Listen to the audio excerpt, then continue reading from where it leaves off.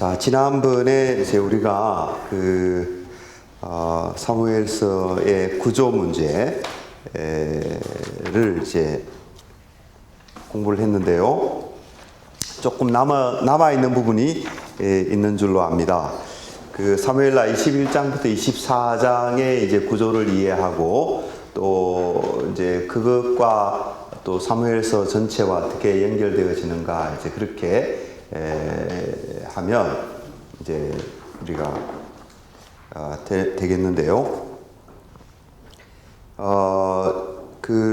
남아 있는 부분이 이제 가장 가운데 있는 사무엘하 마지막에 교차 구조, 그렇죠? 교차 구조 가운데서 이제 다윗의 감사시, 사무엘하 22장에 나오는 감사시와 23장 1절로 7절에 나오는 이제 유언시, 이 두 부분을 이제 살펴봐야 되는데, 교차 구조의 제일 중심부에 있기 때문에 이 내용이 어떻게 보면은 이제 가장 핵심 자리에 있다, 이렇게 말할 수가 있죠. 그래서 사무엘서를 이해하는 가장 핵심적인 내용이 아마 거기에 담겨 있다라고 해도 과언이 아니다, 이렇게 생각이 됩니다. 물론 이제 이렇게 사무엘서 21장부터 24장 전체와 다 관련이 되어 있어서 이렇게 관련되어 있다는 사실도 우리가 잊지 말아야 되겠습니다만은.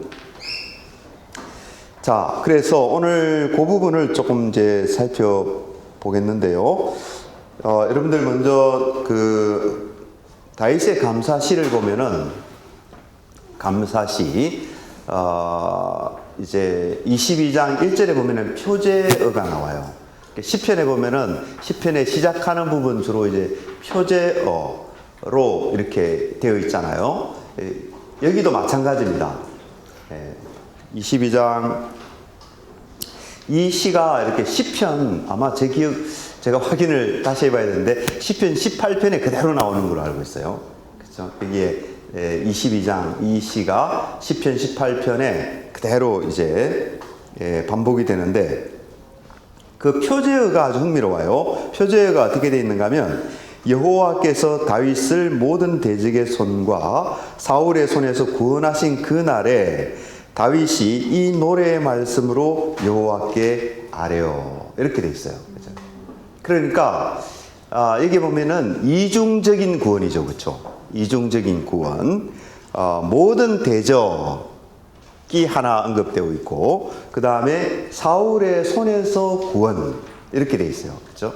그러니까 여기서 이제 우리가 대강 짐작할 수 있는 것은 사무엘하 22장의 이 감사시는 이중적인 구원, 모든 대적과 사울의 손, 이 이중적인 구원을 배경으로 기록되어 있는, 서여진 그런 시이구나, 이거를 알 수가 있습니다.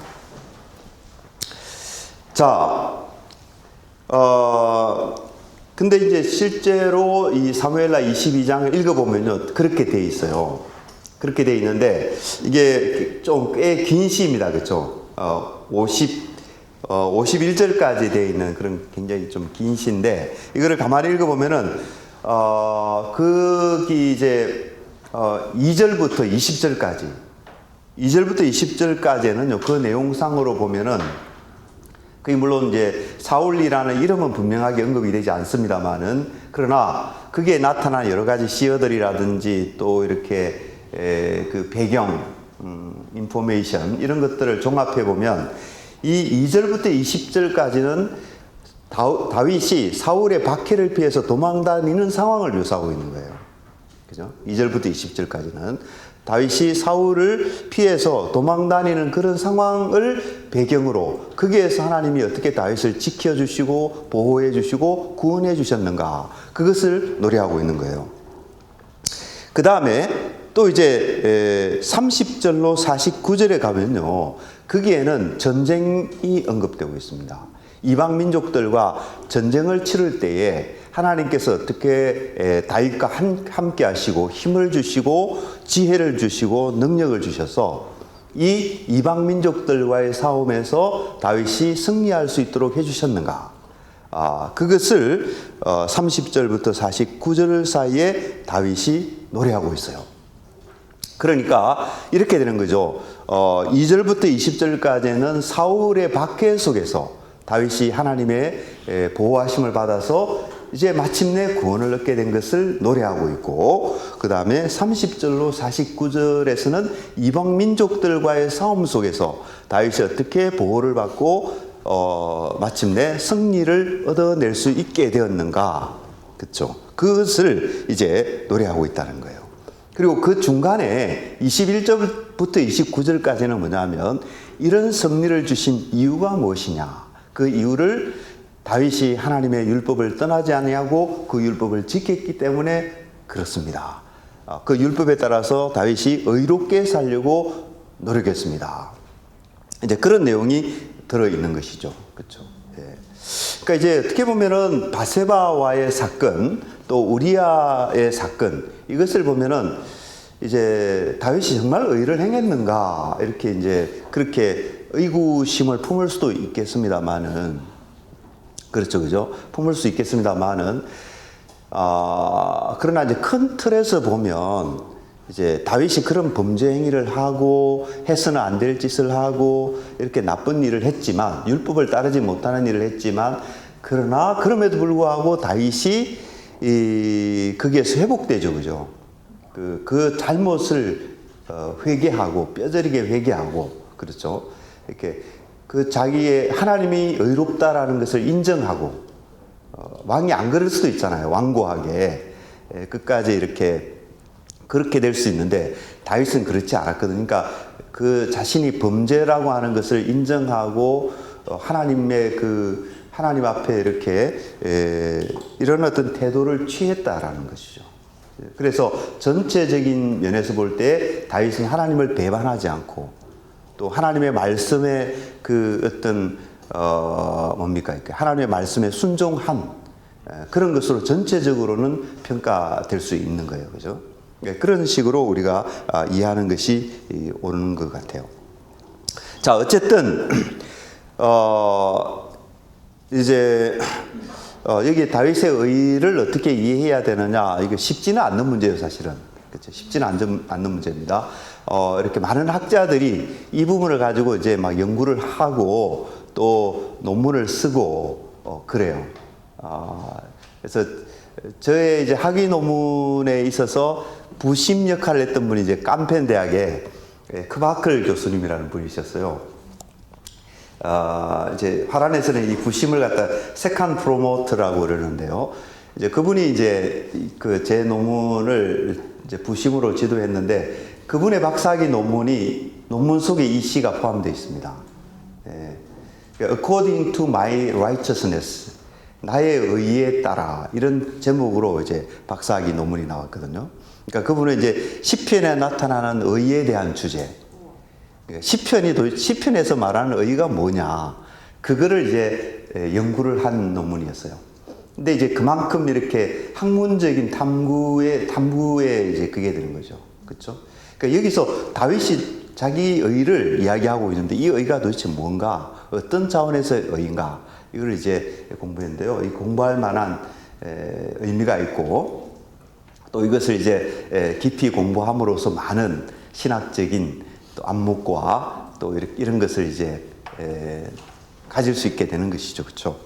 그래서 여러분들 또 이 구약 성경의 뭐 시편의 의라는 차원을 넘어서서 구약이 말하는 의가 뭔가, 그거를 전체적으로 이제 정리하고 또 이렇게 공부하고 또 이런 것도 한번 이렇게 또 할 필요가 있습니다. 자, 그런데 지금 이 시간에 이제 이 시의 이제 구조와 관련해서 이제 생각해야 되는 것인데요. 그러니까 분명히 이제 이 시는 두 가지 주제예요. 이중적인 주제예요.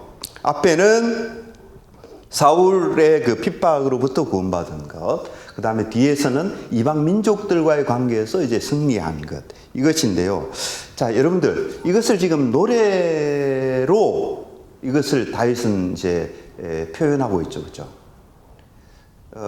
아마 이제 지난주에 수업 들었던 분은 기억하실 텐데, 자, 이 두 가지 주제는 사실은 21장과 아주 긴밀하게 연결된다는 거예요. 그렇죠? 21장의 1절로 14절에는 다윗과 사울의 관계입니다. 그렇죠? 다윗과 사울의 관계예요.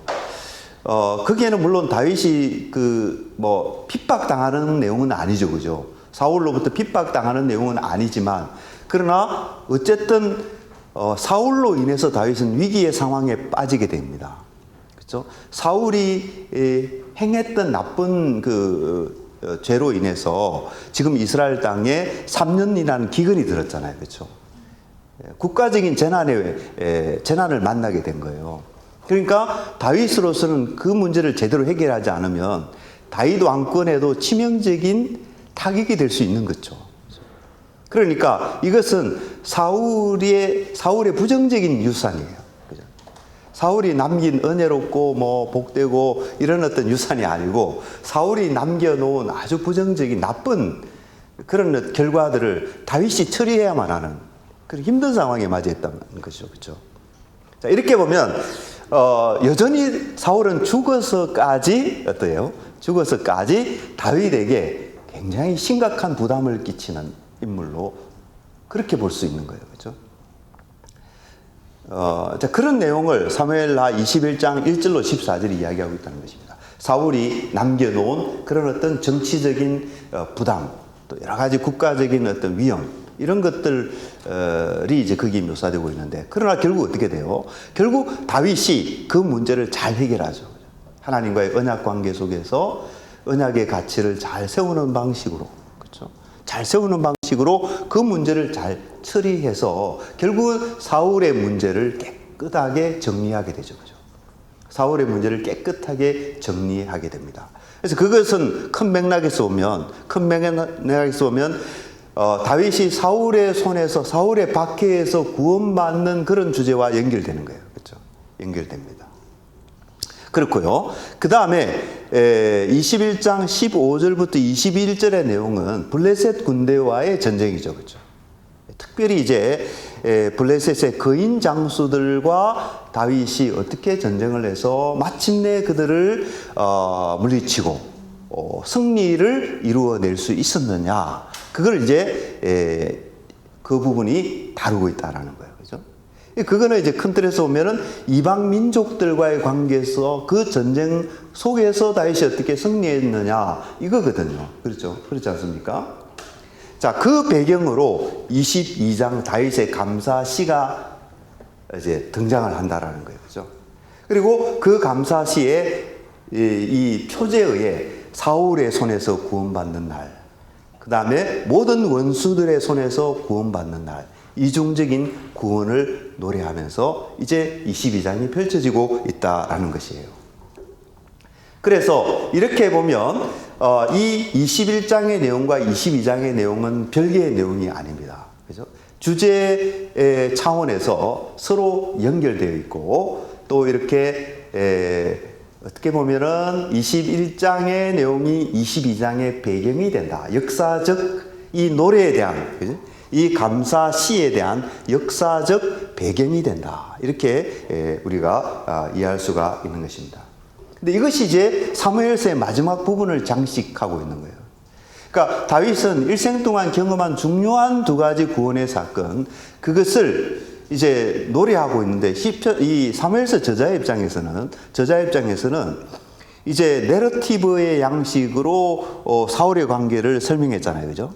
그 다음에 또 에피소드, 이렇게 짤막짤막한 전쟁 기사를 통해서 이방 민족들과의 그 전쟁을 이야기했던 거예요. 근데 그 두 가지를 모아서, 그죠? 그 두 가지를 모아서 이제는 시적인 언어로, 감사의 노래로서 그 두 가지를 이제 하나님 앞에 감사의 찬송을 올려드리고 그 구원을 송축하고 하는 이런 시적 언어로서 그것을 표현해내고 있다. 이렇게 우리가 이야기되는 것이죠. 그죠?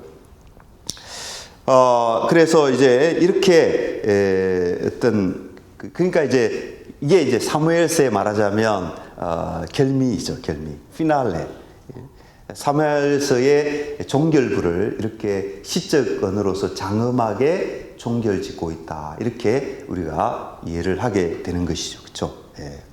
그래서 이 시는 그런 면에서 다윗의 일생을 어떻게 보면 이렇게 다윗이 일생 동안 이렇게 사울과의 관계 속에서 또 이방 민족들과의 관계 속에서 이제 지내왔는데 거기에서 경험한 하나님의 그 구원을 이제 이렇게 마지막으로 시적 언어로서 감사를 표현함으로써 사무엘서를 마무리 짓고 있다, 이렇게 볼 수가 있겠다는 것이죠. 자, 그렇고요. 그 다음에 이제 두 번째는 뭐냐면 사무엘하 23장으로 넘어가면 그게 이제 다윗의 유언시가 나타나요. 유언시. 이제 유언을 남긴다라고 하는 것은 정말 한 사람의 그 마지막 고백이잖아요, 그죠? 그러니까 자기 삶 전체를 포괄하는 내용이 들어있죠, 그 속에. 포괄하는 내용이 들어있고, 그 다음에 다윗은 역시 왕이지 않습니까? 왕이거든요. 그래서 왕이 죽으면서 이제 후대 왕들에게 남기는 유언이죠. 자기가 하나님이 세우신 기름 부음 받은 자로서 왕으로서 통치를 했는데, 이제 자기가 세상을 떠나면서 후세 왕들에게 어떻게 나라를 다스려야 되는가, 어떻게 통치해야 되는가, 그런 것을 이제 유언으로 남기지 않습니까? 바로 그런 내용이 여기 들어있는 거예요. 여기 들어있는 거예요. 그러니까 이 다윗을 이해하기 위해서는 여러분들 이 유언시를 잘 이제 볼 필요가 있어요. 근데 이제 한 가지 여담으로 말씀드리는 것은 열왕기에 넘어가면 열왕기 2장 1절로 9절이라고 저는 생각이 되는데, 거기에 보면 또 다윗의 유언이 나와요. 그렇죠? 거기는 이제 다윗이 솔로몬에게 유언을 남기는 내용인데, 솔로몬에게 유언을 남기는 내용인데, 근데 여러분들 비교해보면요. 비교해보면 그 내용이 거의 비슷합니다. 비슷해요. 여러분 나중에 비교해보세요. 제가 그걸 가지고 이제 글을 하나 쓴 것도 있는데, 하여튼 이 다윗의 유언은 그렇게 중요합니다. 그죠? 중요해요. 이제 구조상으로도 이제 서로 다 이제 비슷하고. 자, 그래서 이렇게 이제 중요한 내용인 만큼 여러분들 성경 다 가져오셨나요? 가져왔죠? 그러면은 여러분들 다윗의 유언신 한번 같이 읽으면 좋겠어요. 제가 쓴 이 책에는 제가 유언시를 직접 제가 번역해가지고 여기에 해서 조금 우리 번역본하고는 다를 수도 있는데요. 여러분들 번역본을 참고하시면서 제가 읽는 거 한번 들어보세요. 그래서 제가 이 다윗의 유언시 한번 읽어보겠습니다. 자, 이는 다윗의 마지막 말이니 곧 이새의 아들 다윗의 말이요 높이 세워진 자 야곱의 하나님의 기름 부음 받은 자 이스라엘의 노래 잘하는 자의 말이라. 이렇게 이제 유언이 시작됩니다. 여호와의 영이 나를 통해 말씀하시며 그의 말씀이 내 혀에 있도다.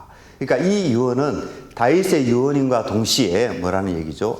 하나님의 영에 감동된 노래이다라는 것이죠. 그러니까 성령의 감동에 의한 하나님의 말씀이다. 어떻게 보면 이 영에 감동돼서 이 말을 하고 있기 때문에 어떤 면에서 여기에 그려지는 다윗의 모습은 선지자의 모습이에요. 왕이지만 어떤 선지자적인 그런 위치에서 지금 다윗이 이 중요한 노래를 이스라엘 왕국의 역사에 어떻게 보면은 왕국의 그 역사에 있어서 핵심이 되는 그런 말씀을 선지자적인 어떤 그런 차원에서 지금 이 중요한 말씀을 전하고 있다, 이렇게 볼 수 있는 거죠. 여호와의 영이 나를 통해 말씀하시며 그의 말씀이 내 혀에 있도다. 그러니까 하나님의 말씀이라는 거예요. 이 유언 자체가 하나님의 말씀이라는 거예요. 이스라엘의 하나님이 이르시며 이스라엘의 바위가 내게 말씀하시기를 정의로 사람을 다스리되 하나님을 경외함으로 다스리는 자요. 굉장히 중요한 말이죠, 그죠? 굉장히 구약의 왕권에 있어서 정의의 문제, 하나님을 경외하는 문제, 이게 이스라엘의 왕도에 있어서 굉장히 중요한 핵심적인 가치가 되는 것이죠. 그렇죠? 나중에 왕들이 다 심판을 받고 이렇게 불행한 일을 겪게 되지 않습니까? 그것은 바로 이 다윗이 남긴 이 유언을 따르지 않았기 때문에 그런 거예요. 다윗의 유언에 귀를 기울였다라면 그들이 어떻게 했어야 했겠어요? 정의롭게 통치하고 그 다음에 하나님을 경외하는 가운데 통치를 해야 되겠죠, 그죠? 근데 이스라엘은 그렇지 못했다. 근데 이제 정의로 사람을 다스리며 하나님을 경외함으로 다스릴 때 어떻게 되느냐? 놀랍습니다. 저는 해 돋는 아침빛 같으며 구름 없는 아침 같으며 비 후에 땅에서 밝게 돋는 풀 같으니라. 여러분들 이 시적 언어가 보통이 아닙니다. 그죠? 굉장히 정말 멋있고 이렇게 아름답고 놀라운 시적 언어로서 다윗은 이 공의로운 통치가 가져오는 아름다운 결과에 대해서 하나님을 경외하는 통치가 가져오는 놀라운 결과에 대해서 이렇게 다윗이 노래하고 있는 거예요. 이 다윗은 정말 단순한 시인이 아니죠, 그죠? 이 사람은 왕이었던 사람입니다. 일생 동안 통치 행위를 했던 사람이에요. 그 사람이 결국 나라를 다스려 보니, 왕이 되어서 나라를 다스려 보니 이것이 정말 중요하구나. 이것이 정말 중요하구나. 그것을 다윗이 이제 이렇게 정말 마음으로부터 우러나오는 고백적인 그런 어떤 노래를 하는 거예요. 저는 해 돋는 아침빛 같으며 구름 없는 아침 같으며 비 후에 땅에서 밝게 돋는 풀 같으니라. 진실로 내 집이 하나님께 그러하도다. 고백이죠, 그죠? 다윗이 교만해서 그런 것이 아니라 정말 다윗이 진실되게 이것을 고백하지 않을 수 없는 거예요. 내 집이 하나님께 그러하도다. 이는 그가 나와 더불어 세운 영원한 언약. 역시 여기에 언약이 등장합니다. 그죠? 다윗의 역사에서 다윗 언약을 빼놓으면 할 말이 없잖아요. 그죠? 그게 가장 중요한데, 이는 그가 그러니까 이제 만약에 공의로 다스리는 자요, 하나님을 경외함으로 다스리는 자, 여기서 끝나버리면 뭔가 아쉬운 것 같아요. 근데 다윗은 그 말에다 이 말을, 이 중요한 말을 덧붙이고 있는 거예요. 이는 그가 나와 더불어 세운 영원한 언약, 곧 모든 일에 준비되고 보정된 언약 때문에. 히브리어 문장이 굉장히 복잡해요, 여기는. 그래서 이게 히브리어 문장이 굉장히 좀 번역하기가 까다롭고 힘들지만 이제 다른 번역본들 다 참고하고 이렇게 봐도 이런 번역이 가장 바람직한 번역인 것 같아요.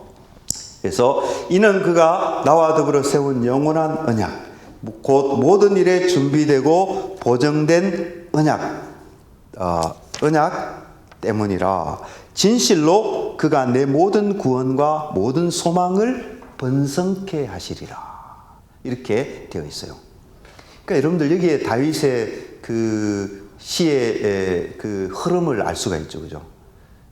결국은 나라가 번영하기 위해서는 뭐가 중요합니까? 공의로운 통치와 하나님을 경외하는 통치가 중요한데, 그렇게 시가 흘러가다가 어디로 나아갑니까? 언약으로 나아가요. 그리고 그 언약의 맥락 속에서 구원과 소망의 성취를 이야기하고 있습니다. 그렇죠?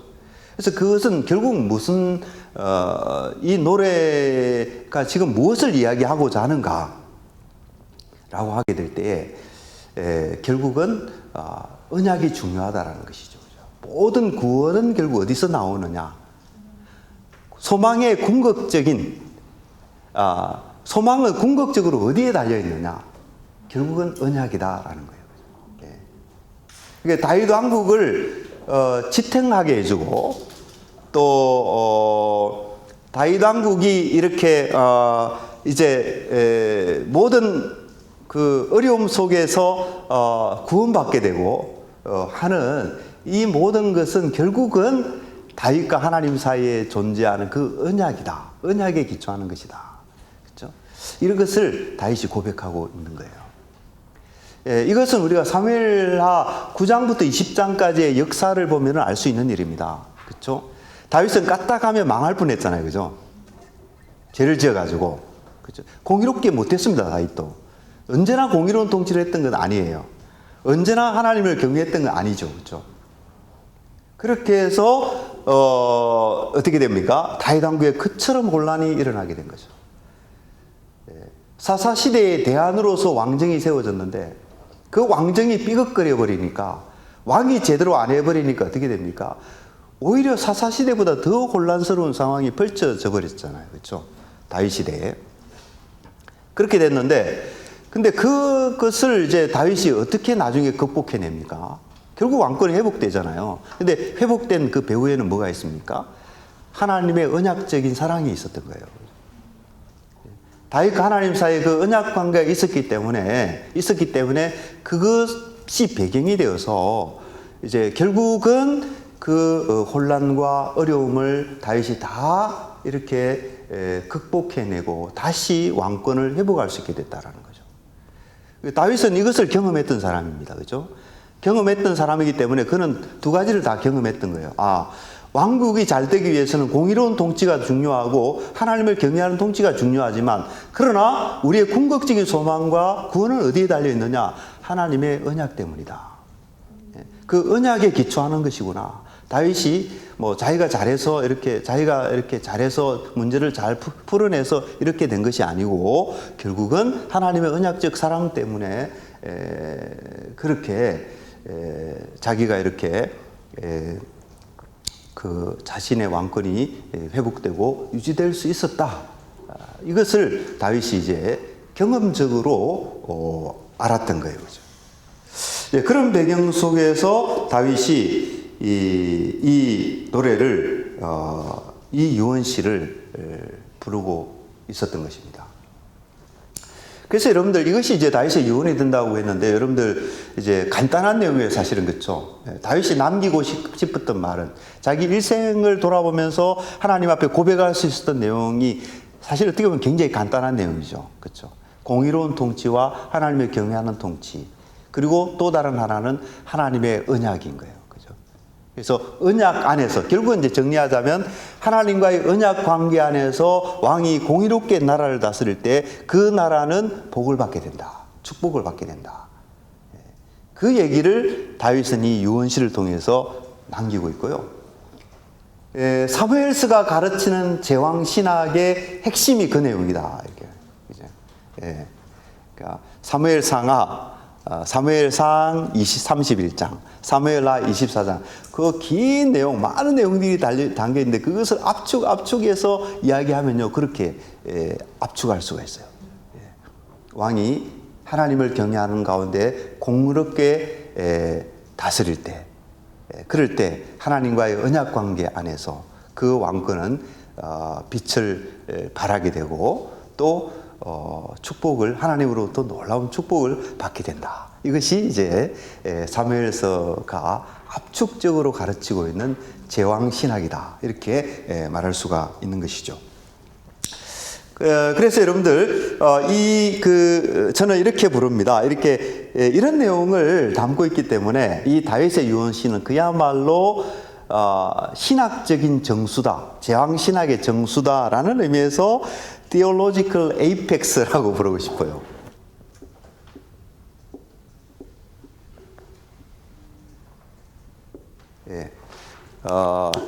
신학적인 정점이다. 사무엘서가 가르치는 신학적인 하나의 정점과도 같다. 이렇게 표현하고 싶고, 그 다음에 이 내용이 이제 후대 이스라엘의 왕들에게 너무나도 중요하기 때문에 theological guide, 왕의 길을 안내하는, 그렇죠? 후대에 세워진 모든 왕의 길을 안내하는 신학적인 가이드와 같다. 이렇게 이 다윗의 유언시가 그런 의미를 갖는다라고 말할 수가 있는 것입니다.